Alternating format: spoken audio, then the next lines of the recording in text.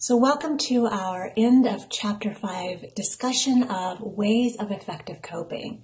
So before we go into social support and proactive coping, which are two of the topics we briefly touched on last time, I want to do a quick review of the three main types of coping strategies that individuals typically use when faced with a stressor. Now, remember, there's not necessarily a right way to cope or a wrong way to cope. There are just more effective ways in terms of actually getting the stressor dealt with in your health outcomes as we are faced with stressors, depending on the kind of stressor it is. So, quick review. Problem-focused coping is what you probably will find yourself relying on most of the time. If you are faced with a stressor that is actually within your ability to control, in other words, you can fix the problem, this is going to be your best way to go.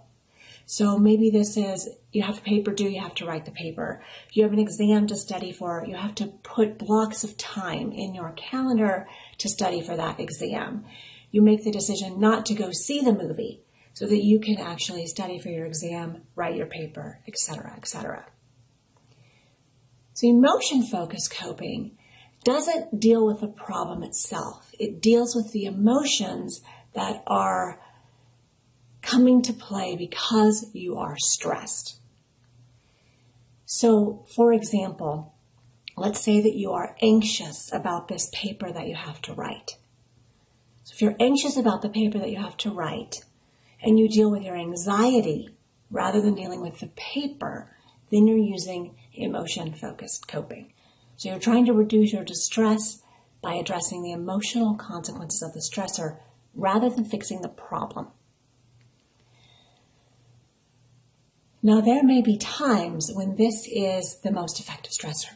If this is not a problem that you can solve directly or be effective at dealing with in terms of fixing the problem, this is probably your best bet. So we talked about last time, death in the family. You can't fix it.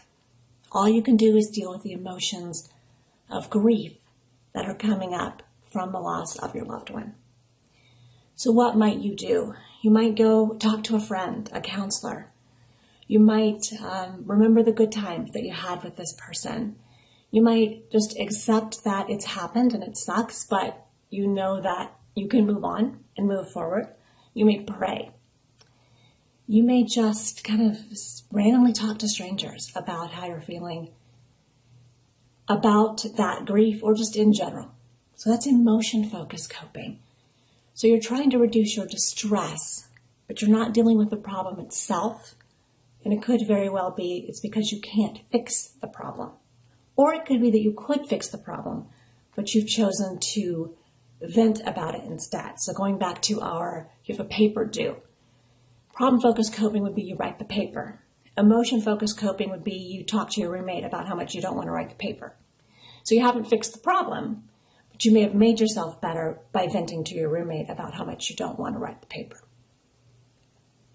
So the third kind of common coping strategy that we talked about last time is actually sometimes considered a subcategory of emotion-focused coping because, again, you're not dealing with the problem, but you're also not always using the most effective way of stress reduction either. So avoidant coping is exactly what it sounds like. You're reducing distress by avoiding a problem. So this might look like denying. I don't have a paper to write. Behavioral disengagement. I'm going to go to the movies instead of work on that paper so I don't have to think about it. Mental disengagement. I'm going to go talk to a friend or think about something else so that I don't have to think about that paper. Alcohol, drug disengagement. So that's a pretty obvious one there. I'm going to go drink or take a substance that's going to help me relax so I don't have to think about that paper. So which one is the best form of coping? So as we talked about last time, it kind of depends. So in a high control event, meaning that you have, if not full control, a lot of control over the stressor, your best bet is going to be problem-focused coping. If you have a problem, fix it. If it's a low control event, like a death in the family, as we talked about last time, your best bet's usually going to be emotion-focused coping, because you can't fix the problem. All you can do is deal with the grief, the anxiety, the depression, whatever you may be dealing with that's coming from that low control situation. Avoidant coping, as I cautioned last time, use sparingly. So that should not be your primary coping strategy, because you're typically not fixing the problem, because you're avoiding it, and you're typically not even addressing the emotions that are coming from the problem, because you're avoiding those too. So as I said last time, avoidant coping is used sparingly to get through the day when you are so overwhelmed or so grief-stricken that you cannot function were it not for the fact that you could not think about this problem. So use it in small doses, but then always come back to emotion-focused coping if it's a low-control situation, or problem-focused coping if it's a high-control situation. We don't want to use avoidant coping for long, because that tends to lead to very negative health outcomes. And it doesn't help with the stress, because you're not actually solving the problem. So we talked a little bit about last time. Studies suggest that there may actually be some gender differences in who uses what type of coping. And there may be a reason for this.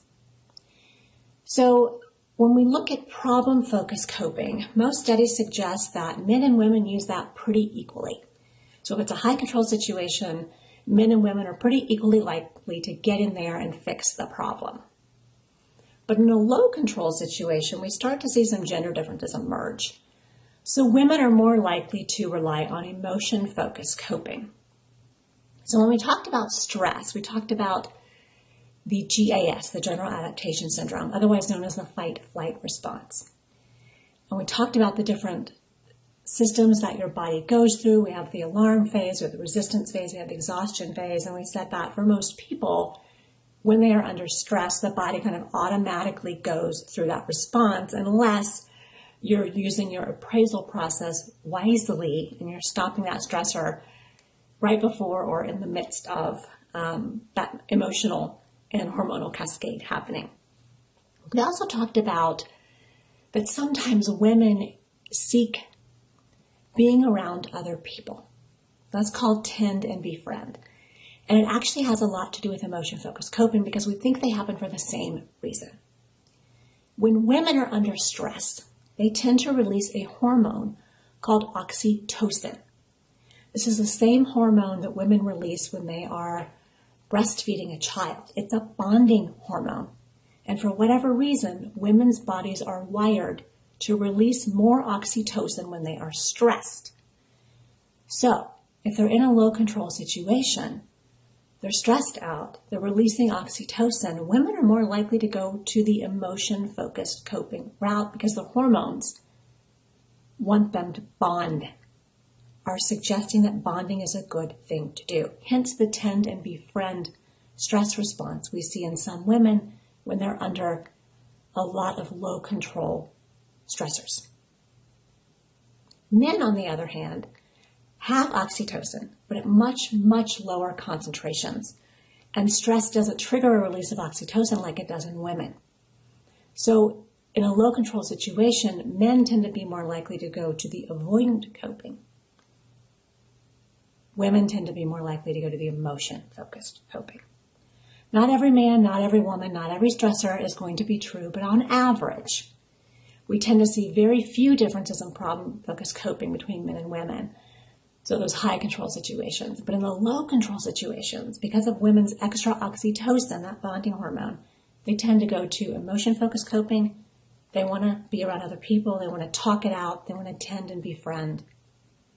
They want to build tribe. They want to feel supported. Men, on the other hand, because they don't have that excess oxytocin floating around when they're under stress, tend to go to the avoidant coping. So again, that may or may not be true of you. It's just what we see in the literature. So before we move on to things to think about before stress happens, or other ways of coping before the stressor happens, in other words, I want to just kind of hit the nail on the head one more time with these points. Number one, stress happens. Life happens. Stuff happens. You can't avoid it. Nothing is perfect. Nothing is ever going to go perfectly all the time. But remember, we'll talk about this more today, appraisal, right? Remember that you have a lot more say in this than you think. So as you feel your body starting to go into that fight or flight response, you can go into primary and secondary appraisal. Primary appraisal, is this going to kill me? Most of the time the answer is no. And with practice, with time, you can get your body to stop itself in its tracks and not enter that GAS, that fight or flight response. Question number 2, secondary appraisal. Okay, now what can I do? And again, there's no wrong way to cope. It's just that, what can I do if it's a high control situation or even a moderately high control situation? If you have any control over what's going to happen, use problem-focused coping. It's going to lead to A, a reduction of the stressor, and B, better health outcomes. If it's not a high control situation, if it's a low control situation, again, emotion-focused coping is usually your best bet. If you're female, you're probably going to tend to do that anyway because of your hormones. If you're male, you may tend to do avoidant-focused coping for a while. Again, we want to use that sparingly. So there's no right or wrong way to cope. It depends on the situation. And some coping mechanisms are just more effective for certain types of stressors than others. Okay, so today I want to kind of build off on those. We did our review of our 3 main ways. But I want to talk about things to think about as we move forward facing stress, which inevitably happens in our lives. So the first thing I want to talk about is something called proactive coping. So as we talked about last week in the stress chapter, there are certain individuals that have experienced stress, so much stress for so long that their systems, their bodies become a bit stress reactive. So proactive coping is a list of things you can do to help your body prevent stressors from affecting it quite so negatively. So even if you're not stress reactive, even if you're not a high stress person, there's still things that you can do that are going to help your body and your immune system ward off any vulnerability that you may have when you do encounter stressors to pink eye or the cold or the flu or whatever, we talked about last time, when your immune system takes a hit after you have experienced a stressor and you're recovering from it. Talk a little bit about personality, and then we're going to talk about social support. So before we move any further, pause me if you need to. I want you to just look at this list of items. These are all ways that we can proactively cope. And I just want you in your notebook or in your mind to go through and rate yourself on how often you do this. The scoring is kind of weird because 0 is almost always and 5 is never. So it's a little bit reverse of what you might think it should be. So, but some of these items, you might be like, oh yeah, that's kind of a no-brainer. So eat at least 1 hot, balanced meal every day. Getting 7 to 9 hours of sleep, at least 4 nights a week. Giving and receiving affection regularly. Exercising. Avoiding tobacco and alcohol. Maintaining a healthy body mass index or body weight. Being social, whether that's a club, like a student club or organization, or just hanging out with friends, just being around people that get you. Doing something fun at least once a week, whatever that is for you, whether it's bungee jumping or reading a book or dirt biking or skiing or whatever that is. And having an optimistic outlook on life. There's that personality piece we'll come back to. So just go through and you're going to jot down. There's no right or wrong answer. We're just seeing where you are.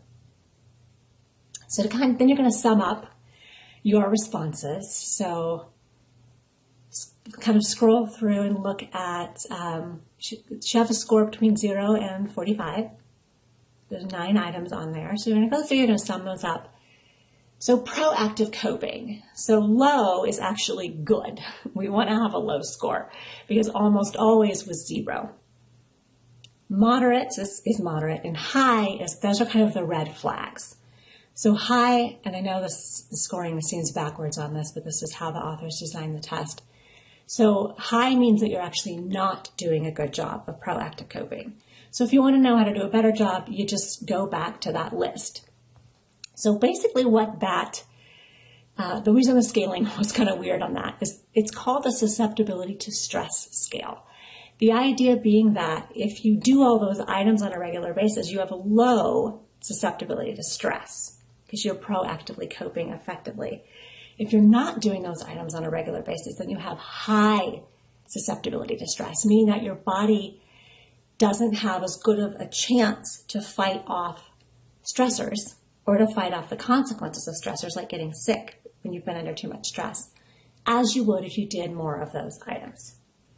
So what is proactive coping? It's those upfront efforts to ward off stress.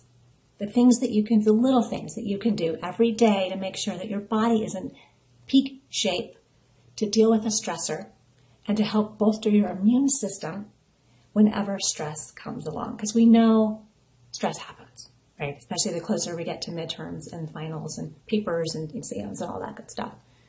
So proactive coping is made up of a bunch of different aspects. So the first thing that proactive coping encourages you to recognize is that you are a complex person and that this stressor, whatever stressor it is that you're dealing with, is probably not the be-all end-all. It's a paper, right? It's a one fight that you had with your significant other. It's a grade. It's a job. You are much more than.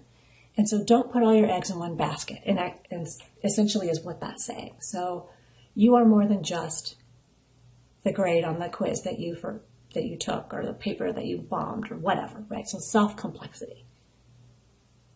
Relax, that having fun, that hanging out with friends, the more you can naturally get your body to relax, the better off you're going to be able to recover from stressors, really fully get that. As we talked about last time, it takes almost an hour to recover from a peak stress. And so the more you can relax, the more opportunities you're giving your body and your immune system to build back up after you've dealt with stress. So it's important to build in relaxation. I know you're super busy, I get it, but it's important to build in fun time, relaxation into your weekly schedule just to give yourself a fighting chance. Having a good sense of humor. So if binging on Netflix is your thing, and that's how you relax, watch a comedy. So what we found is that the immune system actually improves. I mean, it means your immune system does a better job of functioning after watching just an hour of television that makes you laugh. And the effects of just that 1 hour, and it could be a comedy show that you're watching, it could be just one of your favorite series that makes you laugh. The effects can last up to 12 hours. So finding those little bits, it doesn't have to be all at once, right? It doesn't have to be 60 minutes in full, but 5 minutes here, 10 minutes there during the course of your day, it adds up and the effects last for quite some time. So have fun and laugh every day. Exercise, we'll talk more about this when we get to chapter 7. We know that exercise is a great way to bolster your immune system, as long as you're not overdoing it. So all the national agencies that recommend exercise talk about us doing moderate exercise most days. For the susceptibility to stress, we found that actually, if you just exercise for a couple of days, it's better than nothing. So the more you exercise, the better in terms of your immune system, as long as you're not overdoing it or you're not trying to exercise when you're sick. But it only actually takes a couple of days for you to start getting the immune system bolstering a week of exercise. Social support. I'm going to talk extensively about this one here in a minute. But hanging out with friends. It doesn't tend to be a friend we talked about, especially for women, but even for men. The key with social support, I don't care if you're male or female, is that it's really important for you to feel like somebody has your back. Somebody has your back. Because in the event of a stressor, you need to feel like I have people I can rely on. And there are lots of different kinds of stressors, and you may have friends that help you deal with some things and friends that help you deal with other things, and that's okay. You just need to have people or a person, somebody that you feel like has your back. Because it just helps you take the load off when you do encounter a stressor, because you know you can go to that person for help. Optimism. So in Psych 101, you may have taken the life orientation test, or if not, you can Google it, you can take it, it doesn't take that long. But this is a scale that measures your level of optimism versus pessimism. So why do we care? So this is one of those personality traits that really helps us cope effectively. So optimists see the glass as half full rather than half empty. And as a result, they have lower levels of depression, anxiety, psychological distress, anger. They get sick less often. They have better physical well-being. If they do have to have surgery, they recover more quickly. They tend to engage in more health-promoting behaviors. So they make healthier lifestyle choices in terms of food, exercise. They're less likely to drink alcohol or to smoke. They tend to actually live longer. Now, they don't live forever. Nobody lives forever. But if you take that life orientation test and you score 10 points higher than the average, it actually is a 20% mortality increase. Somebody figured that out. So why? The key to optimism is that A, they have self-efficacy. They believe they can fix the problem. So they use, B, then a lot of problem-focused coping. Because as we talked about before, most of the stressors we deal with are high control, or at least moderate control. You can do something about it. Optimists are more likely to take the plunge and do something about it. So they make specific plans, problem-focused coping, right? They concentrate on fixing the problem, problem-focused coping. They get advice, problem-focused coping. If they don't know how to fix it, they're going to go ask somebody who does, and they'll take their advice to heart. Pessimists, on the other hand, tend to look at those, right? Avoidant coping. They don't focus on fixing the problem. They focus on avoiding it because they lack that self-efficacy. They lack the belief in themselves that they can actually effectively do something about the problem. So they ignore it. They deny it. They give up. They focus on releasing emotion, usually in an avoidant way. So they drink, they smoke, they disengage in some way. So they're using avoidant coping rather than emotion-focused coping. And they tend to use it regardless of whether the stressor is a high control or a low control. So let's dive a little bit more into social supports. The other piece that optimists have that pessimists don't have that we think really helps them out is that they report higher levels of perceived social support. In other words, optimists are more likely to believe that somebody has their back than pessimists. So as I talked about, support can come in many ways, and you actually, on those problem-focused coping and emotion-focused coping scales that we took last time, you saw social support appear on both of those lists, because social support can be a bunch of different things. So it can be emotion-focused coping, like emotional support, somebody who'll just listen to you, shoulder to cry on. Companionship when you're feeling lonely, that's all emotion-focused coping. It can also be problem-focused coping. So offering tangible support, like you need help moving and you know you can call your brother to come help you move. Or informational or appraisal support. So you have a problem, you don't know how to fix it, but you know you can talk to your uncle about it. So seeking advice.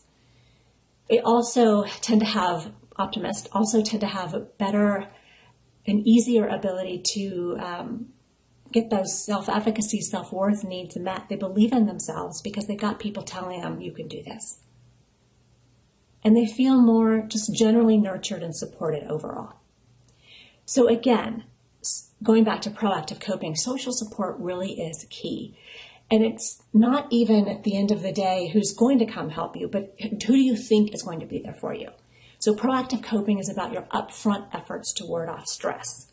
So we're talking about your beliefs and your ability to check off all of these. Yep, I got somebody for emotional support. Yep, I got somebody for instrumental support. Yep, I got somebody for validation support. It could be the same person for all of those categories. It could be different people for different categories. It doesn't matter.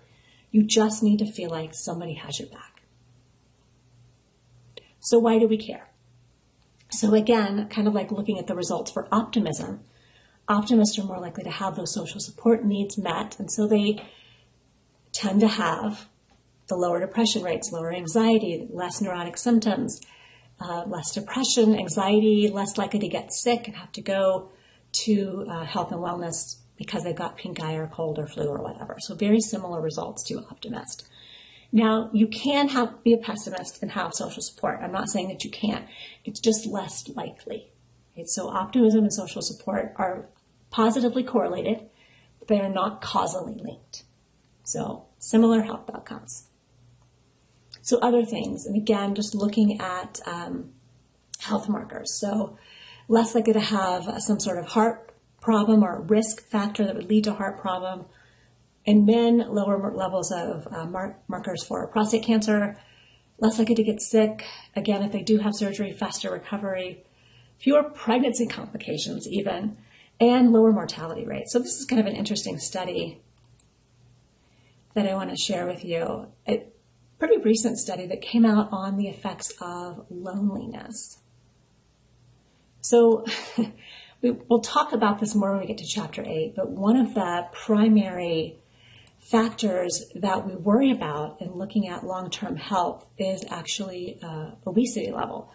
Well, new studies are suggesting that lack of social support and feelings of loneliness, feeling that nobody has your back, is actually worse for you than being obese. So came out about a year ago.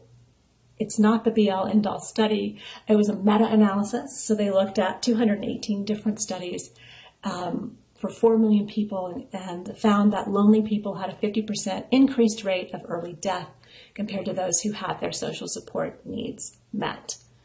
And just kind of compared that with obesity just to kind of give you an idea of how big the problem actually is.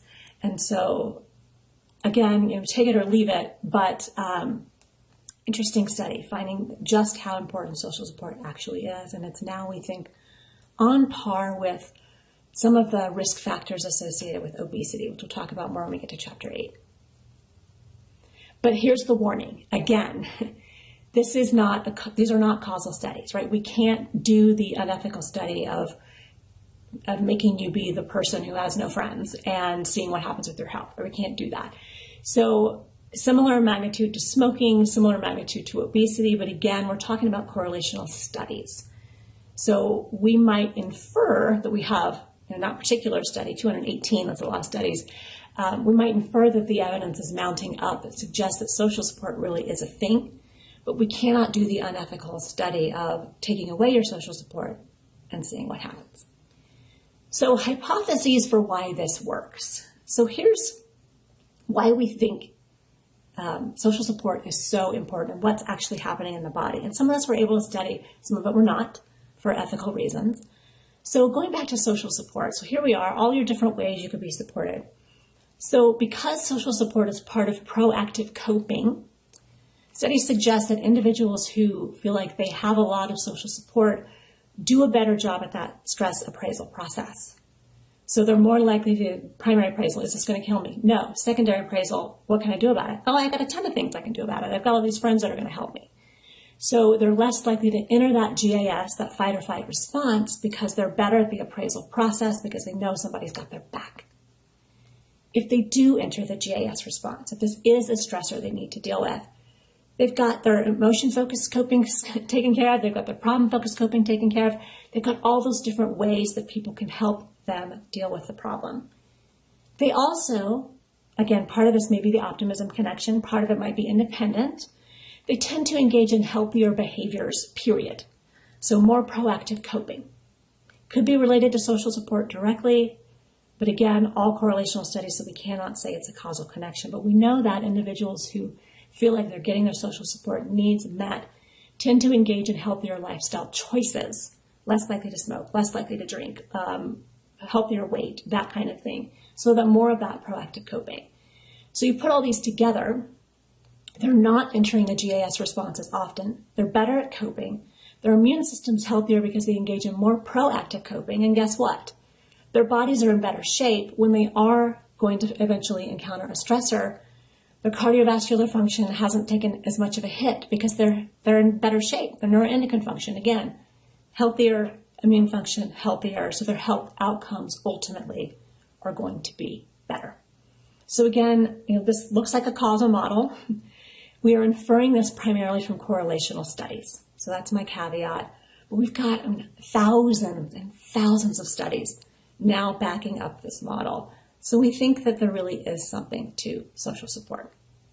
So again, cardiovascular system, individuals who report getting their social support needs met, their cardiovascular system seems to be in better shape, meaning they have lower heart rates and blood pressure. So when they do encounter a stressor and they enter that GIS response, their heart doesn't take quite as much of a hit. Higher levels of social support also associated with a better immune system functioning, so they're able to fight off colds, flus, etc. Higher levels of social support also associated with lower levels of those stress hormones, the epinephrine, the norepinephrine, and the cortisol in the blood. So again, when they do encounter a stressor and the adrenal glands are cued to release those hormones, their body isn't already flooded with them. So they are actually able to appropriately use that stress response and then come down from that faster. Does social support benefit men and women equally? So this is kind of an interesting question. A lot of studies that are looking at this.